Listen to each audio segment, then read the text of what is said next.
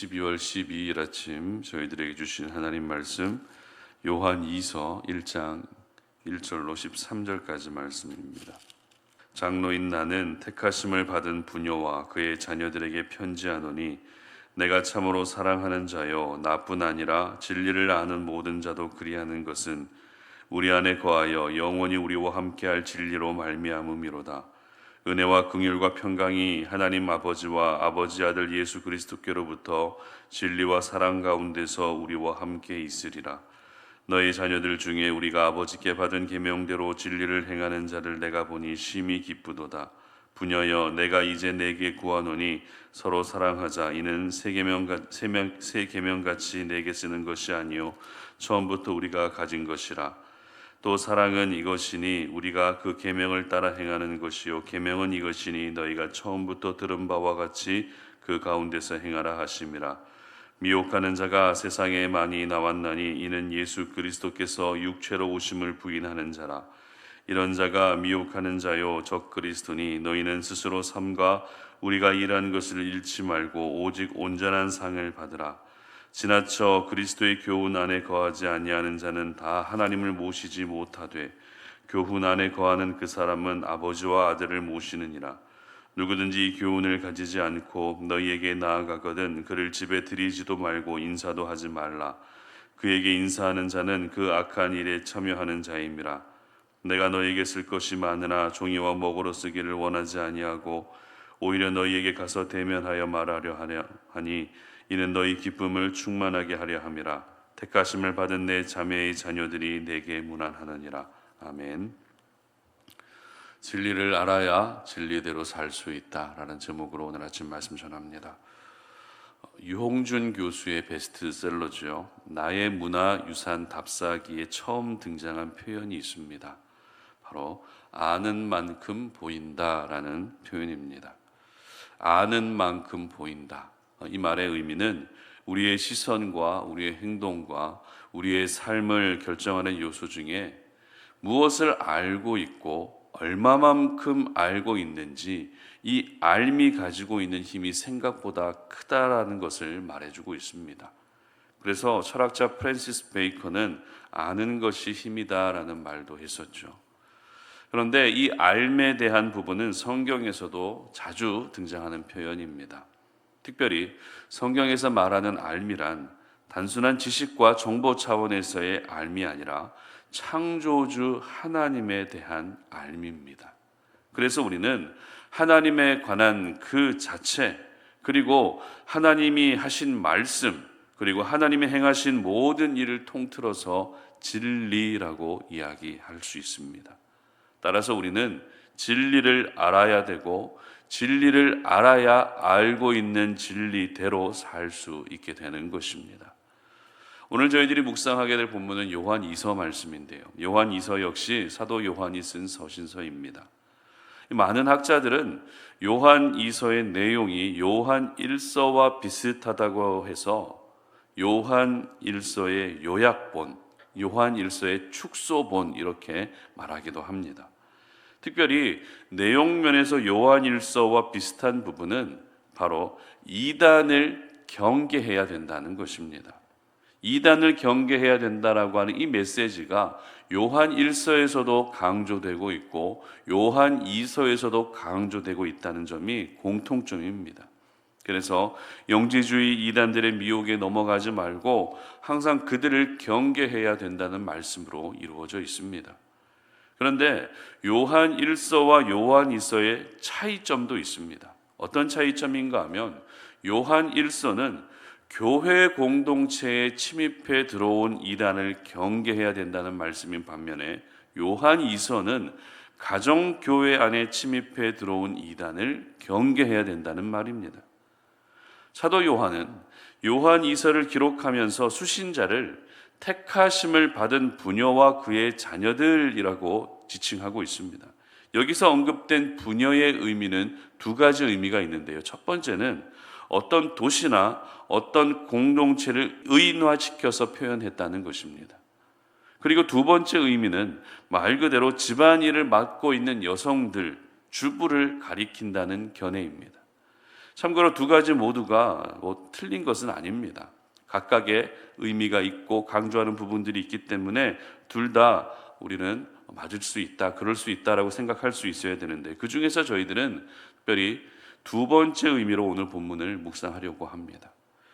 당시 유대 사회에는 순회 전도단이라고 하는 어떤 특정 지역에 적을 두지 않고 계속해서 옮겨 다니며 이곳저곳을 돌아다니며 복음을 전하는 그런 순회 전도단들이 꽤 많이 있었습니다. 특히나 손님 대접하는 일에 열심이었던 유대인들은 이런 사람들을 극진히 대접했었는데요. 바로 이 점을 노리고 이단들이 각 가정교회에 침투해 들어오고 있었던 것입니다. 그런데 가정마다 어떻습니까? 남자들은 대부분 일터로 나가서 일을 하고 있는 반면에 가정을 지키고 있던 대부분의 사람들은 여성들이었습니다. 그래서 사도 요한은 부녀라고 하는 표현을 사용하면서 요한 이서의 수신자를 특징하고 있었던 것입니다. 그래서 10절 말씀 보시기 바랍니다. 이렇게 기록합니다. 누구든지 이 교훈을 가지지 않고 너희에게 나아가거든 그를 집에 들이지도 말고 인사도 하지 말라. 아멘. 지금 이단들이 왕성하게 활동하고 있으니까 아무나 집에 들이지 말고 인사도 하지 말고 항상 경계하고 또 경계해야 된다는 것이 사도 요한이 전하고자 했던 핵심이었습니다.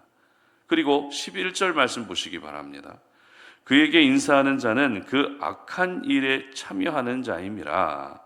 심지어 이단들에게 인사만 해도 그들과 똑같은 사람으로 여겨질 정도로 이단을 반드시 멀리하고 경계해야 된다는 것을 강한 어조로 말씀하고 있었던 것입니다. 그런데 사도 요한이 전하고 있는 이러한 권면은 절대 개인의 경험에서 나온 그런 권면이 아니었습니다.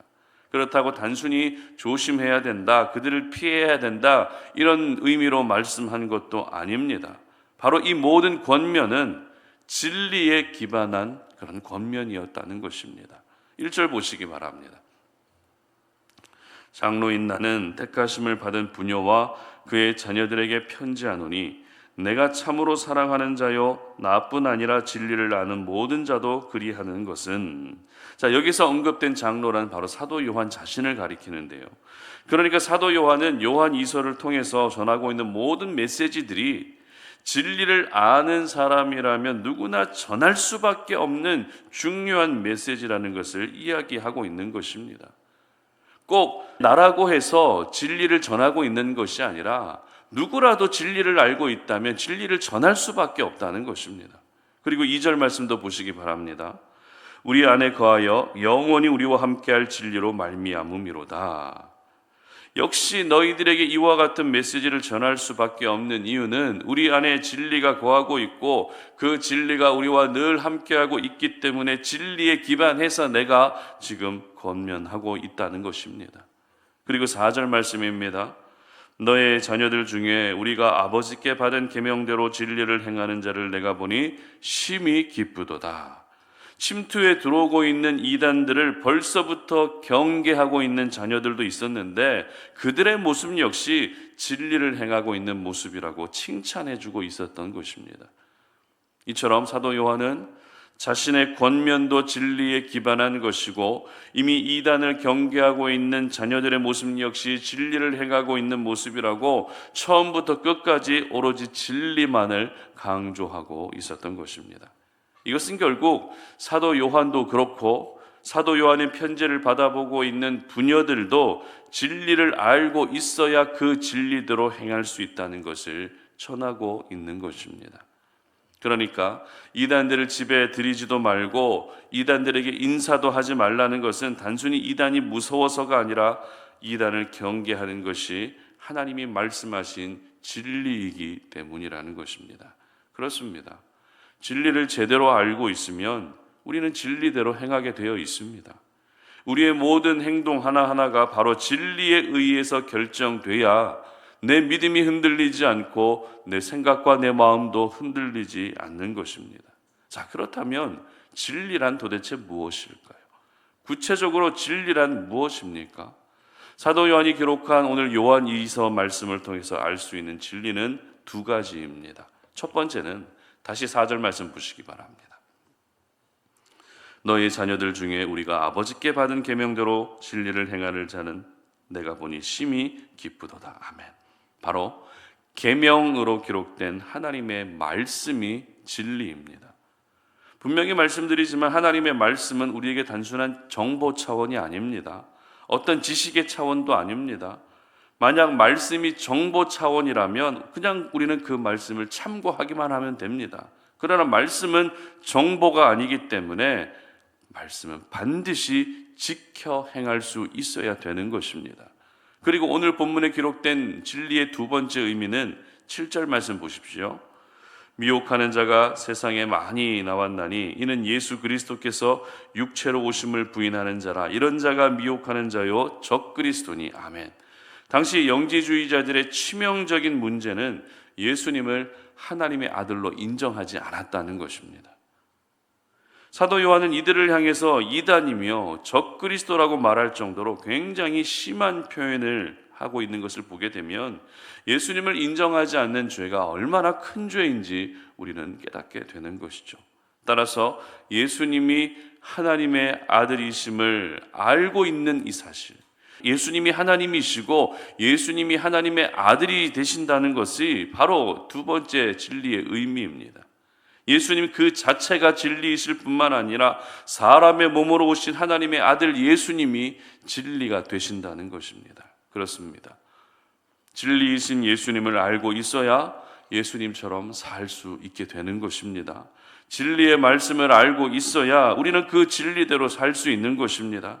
진리이신 예수님을 모르고 진리의 말씀을 모르면 우리의 모든 삶과 행동의 시작은 진리와 상관없는 것에서부터 시작되고 마는 것입니다. 그러나 진리이신 예수님을 알고 진리의 말씀을 알면 우리의 모든 행동과 삶은 내가 알고 있는 그 진리의 기반에서 살아가게 되는 것입니다. 그러므로 오늘 이 아침에 우리가 기도해야 될 제목은 진리 되신 예수님을 더 알아갈 수 있도록 기도할 수 있어야 됩니다. 그리고 진리의 말씀을 내가 더 깨달아 알 수 있는 분별력을 주시고 통찰력을 주시도록 기도할 수 있어야 되는 것입니다. 진리를 잘 알고 있으면 진리대로 더 잘 살게 되어 있습니다. 진리를 정확하게 알고 있으면 진리대로 살 수밖에 없는 것입니다. 바라기는 여러분 모두가 이 진리를 통해서 여러분의 모든 삶과 행동이 결정될 수 있었으면 좋겠습니다. 그리고 여러분이 알고 계신 진리를 통해서 나를 미혹하고 나를 유혹하는 모든 악한 세력들도 대적하여 이겨낼 수 있으시기를 주님의 이름으로 축복합니다. 함께 기도하겠습니다. 하나님 아버지 감사합니다. 오늘도 하나님의 거룩한 말씀 앞에 우리의 자신의 모습을 돌아봅니다. 나는 과연 진리를 얼마나 잘 알고 있는지, 나는 과연 얼마나 그 진리대로 살고 있는지 우리의 모습을 돌아봅니다. 하나님의 말씀은 결코 정보가 아니라 지식이 아닙니다. 하나님의 말씀은 생명이며 우리에게 직접 우리에게 명령하신 하나님의 명령입니다. 그러므로 우리가 하나님의 말씀을 더 깊이 깨달아 알 수 있도록 도와주시고, 또한 예수님 그 자체가 진리가 되심을 믿으며 우리가 알고 있는 그 진리를 토대로 해서 내가 알고 있는 그 진리를 바탕으로 진리대로 살아낼 수 있는 저희들 되게 하여 주시옵소서. 감사드리며 예수님의 이름으로 기도드립니다. 아멘.